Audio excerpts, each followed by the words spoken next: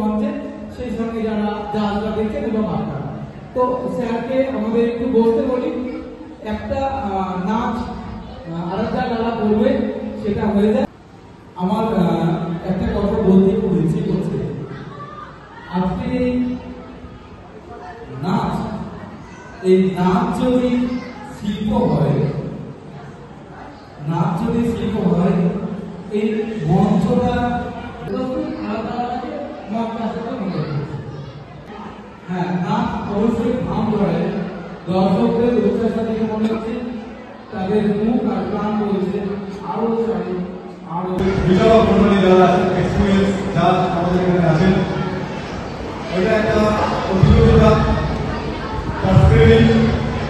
এই প্রতিযোগিতার মাধ্যমে আমাদের বেছে নেওয়া হবে যে এলাকার সবচেয়ে ভালো ডান্সার এবং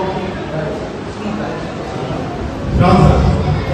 যাই হোক, আমাদের এখানে কম্পিটিশনটা দেখছিলাম যে 5 বছর থেকে শুরু করে 17 বছর পর্যন্ত সময় বয়সের ছেলে মেয়েদেরকে ডাকা হয়েছে এখানে।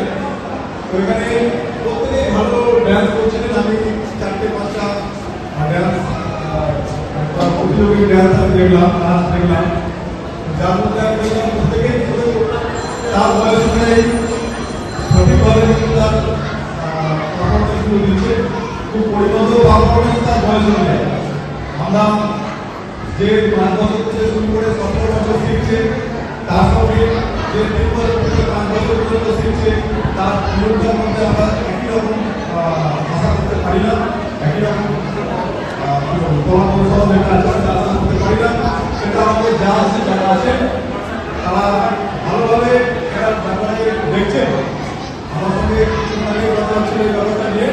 তো আপনারা কেউ ভাববেন না যে আমার মেয়ে আমার ছেলে ছোট বলে সে পিছিয়ে যাবে। তার জন্য সেই বয়সে যা স্টেপ আছে, আমাদের এক্সপিরিয়েন্স যারা আছে তারা দেখে তার জন্য সেইভাবে কাজ করছে। যার বয়স বেড়ে গেছে তার এক্সপিরিয়েন্সের উপরে তার পারফরমেন্স নির্ভর করছে, সেটা দেখেও তারা জাজ করছে।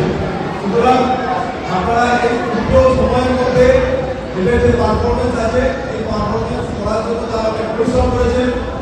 তার এইসব প্রতিযোগী যারা আছেন তাদের মা বা তাদের বাবা বা গার্জিয়ান যারা এসেছেন তাদেরকে ধন্যবাদ জানাবো।